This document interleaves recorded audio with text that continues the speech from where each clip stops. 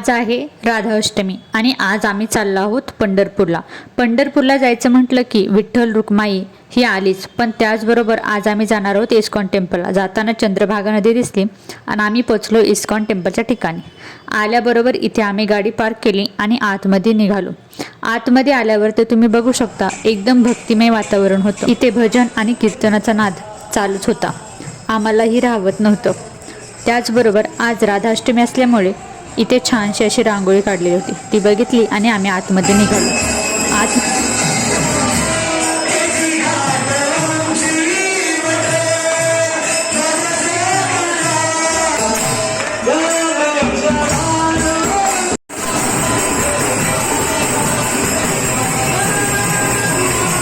बसून इतकं छान वाटत होतं ना. फक्त तोंडात एकच शब्द होते, ते म्हणजे हरे कृष्णा कृष्ण कृष्ण हरे हरे, हरे राम राम राम हरे हरे. बाहेर आल्यावरती एका प्रभूजींनी मला प्रसाद दिला. त्यातील मी थोडा अबूंना प्रसाद दिला आणि प्रसादाच्या लाईनला उभे राहिले. तर इथे प्रभूजींची लाईन आणि इकडे माताजींची लाईन होती. तिथेच मला इथे दिसली एक छोटीशी राधा, एकदम क्यूट अशी होती. तिथल्या प्रसादाची किंवा प्रत्येक ठिकाणच्या इस्कॉन टेम्पलच्या प्रसादाची टेस्ट एक वेगळीच असते. ते आपण शब्दात मांडू शकत नाही, ती इतकी छान असते. तेथून आम्ही बाहेर आलो आणि इथे बाहेर खूप दुकाने होती, ते बघितली आणि आम्ही गोशाळेत गेलो. गोशाळेत एका गायीने एका वासराला छोटा जन्म दिला होता आणि दुसरे वासरूही होते तिथे छोटी. त्यांना बघितलं आणि आम्ही गेलो चंद्रभागा नदीकडे किंवा घाटाकडे.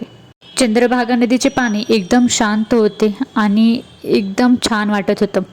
तिथे आल्याबरोबर आम्ही पाय धुतले आणि चंद्रभागा नदीला दर्शन केलं.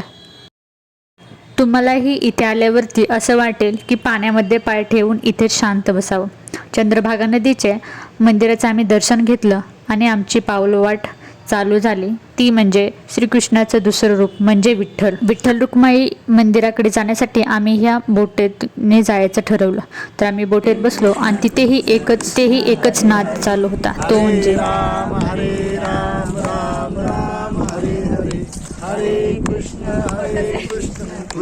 आमच्या आबाचं एकच म्हणणं होतं, माझा आणि चंद्रभागेचा फोटो घे. म्हटले घेतला आबा, नका काळजी करू. नदीला दिवा अर्पण केला आणि आमची पाऊलवाट चालू झाली, ती म्हणजे विठ्ठलाच्या भेटीला.